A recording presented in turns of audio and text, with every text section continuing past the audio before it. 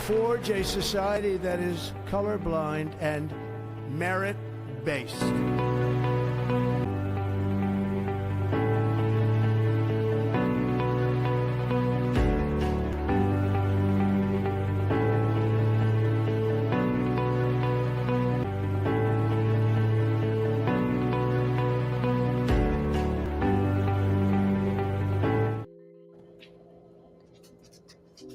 Hi Mario, hi Syria. How are you guys? Good. How are you? Wonderful. So, what questions do we have today? Yeah, certainly. So the first question that we have, they ask, what does a high salary really mean for EB1A? Should I compare myself to national or regional averages? Is the 90th percentile actually enough? Okay, I think this is a very interesting question. The law doesn't say anything actually. Let's understand. I think this is a very interesting question because we have seen people who are getting even $1 million salary getting denied, or there is an RFE on that, or people who are getting even 150, 160, they are getting through. Now, how does that work? Because one of the most important thing that you have to see is that remember one thing: the consistency or the currency of your entire petition is your expertise. Now, why are you getting that salary is the key important part. So, first thing that I always suggest people is to connect your salary to your expertise. Okay, that's the first and foremost things actually. For example, if you are getting it for multiple jobs or doing some responsibility, that may or may not work very well. So, kind of mention your expertise and the role that you do very clearly in your salary also. In fact, you can connect it to the critical role criteria. That's a good kind of an analogy I can give you. I think the question specifies to comparison. So let us say, for example, if somebody were at the top of their field, how would you compare it with them? That's the whole question first. So it is national or local would be a first part. But before that, local comparison with what? I have seen certain people comparing it to a median, actually, saying that, he's getting 3 times the median, 2.5 times the median.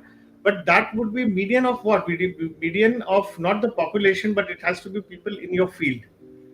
So even when you compare people in your field, it should be that you are in the top. Now, top is a top decile, which is like a 90th percentile, which is a good idea to say that you are at the top this thing, but that alone may not be sufficient. What is the other comparison you are giving it?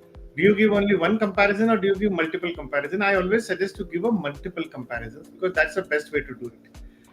Rather than just saying that, you are using one database or two database. So use multiple database across what is possible. Compare apple to apples. So if you are comparing a base salary, then compare base. If you are doing it on an hourly basis comparison, then do it hourly based. If you are doing it in a generic, so please don't just kind of compare it for the sake of comparison. You use BLS data or something like this. You have to use multiple databases for comparison of salary. Second, I said you have to connect it to your expertise, which is very important. Third, use any other metrics that if you can. Now, what are the other metrics which would be? It could be perks, it could be benefits, it could be some other, kind of perk benefits. You are getting some stocks, let us say, because stocks are not given to people who are just working and who are not at the top of the field, actually. So this is something which is very important for you to realize it. So you need to. So there are multiple layers that you should do connected with your expertise. I've seen a lot of RFEs coming in because of these issues, which people are saying that, the USCIS is saying that you have just having a salary does not entitle you. That's the cool part. People think that they are just getting the salary, so it is an entitlement. I recently saw a denial actually wherein the person was getting more than $1 million and the person did not get the through actually. So beware of this and make your argument. So I always suggest that, wherever we make an argument, do it at 3 levels. First is based on facts. Second is based on logic and some metrics. And third would be which is based on legal arguments. Doing a comparison analysis and all these things. So what does the law says? So if you do all these 3 things, that would be wonderful. So that would be my answer actually. And yes, national or regional, ideally it should be for the people in your own field. If you still think that you can nationally also, you are better off, then do both. Although both are not required. But only do nationally if it is like, if you are living in a small city or something like this, then it may not be worthwhile to do a national, because national could be higher for you. So don't do that. I hope this answers the question, and let's move to the next. Absolutely. So the next question is: I've been working towards the O1 and see that EB1A could be a viable route to explore alongside this process. Does the next league help if I'm looking to file for EB1A and O1 at similar times, or should I just focus on one rather than the other? Very good question. We have had a couple of folks who got O1 and EB1A both, and we do have help and assisted people. The only difference is that in O1, please understand, it is a non-immigrant visa, and EB1A is an immigrant visa, so that leads you to green card. Yes, we have definitely helped. So one has to look at your profile. If it is ready and you can do it right away, then I think we can suggest you to go for O1.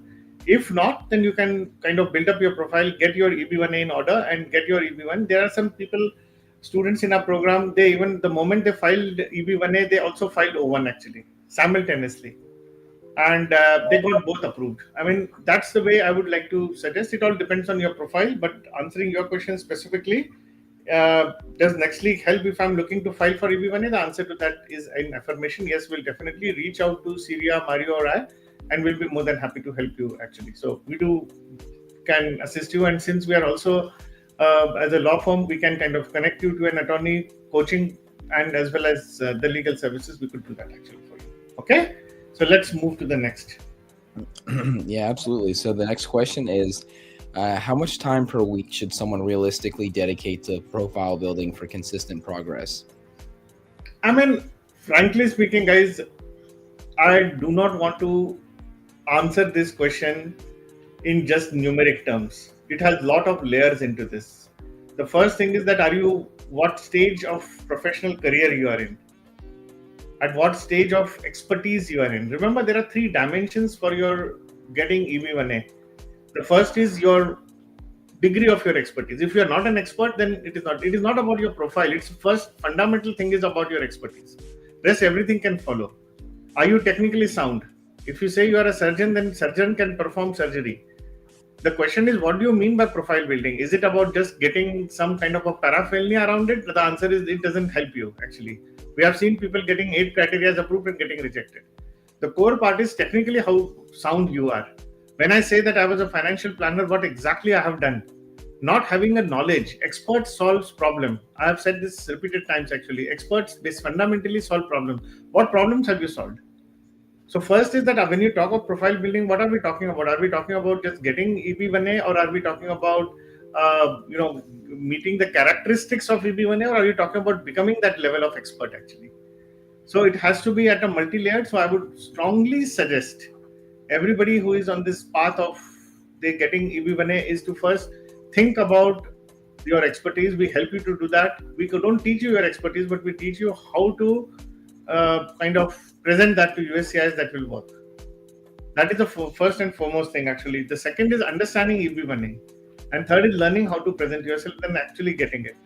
So, but as a fundamental rule, we always advise people that to commit 10 to 15 hours per week to begin with.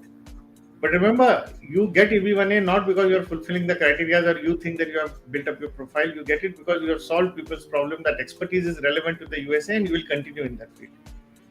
So this may not necessarily answer the question. And yes, I have also kind of, let's look at certain Malcolm Gladwell's book. Actually, it says that if you want to become an expert in something, you should in total spend 10,000 hours. Now, 10,000 hours over a period, it's not sequentially also. But the question is, you have already spent, you have a 10 years experience, you have 5 years experience, you have 20 years of experience. So something you would have done in your professional career. What is that? Were you just we're not just going to office from morning to evening. When you say you have a 10 years experience, when I interviewed people, I always like to ask one question actually, that is it a 10-year experience, organic and progressive experience, or is it just a 10-year experience of 1 into 10, 1 year being repeated 10 times? So, or are you remember one thing, in 10 years, the first grader has crossed being in 10th grade. It has started going to high school. Now, there has been certain growth, intellectual growth during that 10 years for that person, for a student, for a young kid. Now, what have you done during that time? Has it just been repeated? So one can always do a first grade and do it 10 times, versus one can always be like grow in the career in 10 years. So what have you achieved in those 10 years? What contributions you have done, that is important. And that can be manifested for the purpose of EB1A, actually, your achievements, your growth and everything. So I think there's a lot of layers into it. At what stage you are in, what have you achieved, what is the degree of your expertise, and what is the impact that you have done by virtue of your expertise. What problems have you solved? One has to look at holistically to look at it. We have seen some people coming and joining the program and getting their EB1A in just 6 months. Some people have taken 8 to 12 months, which is a sweet spot. And for some people, it has taken a longer time, but they have still earned it, actually. It has taken almost. The people's time commitment has been very different for each one of them. Okay? So that's how I would like to say that. So let's move to the next question, guys. Absolutely. So next we have, I initially came to the United States through a smaller consulting firm. Will this be a consideration during the EB1A filing process, and how might it impact the overall success rate of my petition? It is not because it is small that we can concern. If you have been legitimately coming to the US, definitely there would not. I don't see a problem at that, actually. The only thing that I would like to add here, that recently we have seen some RFEs and NOIDs where there could be, if that same consulting firm has gotten into some issues with USCIS because of some other fraudulent filing for which you may not be there, there could be a kind of a investigation that could be conducted with reference to your case. Nothing more than that.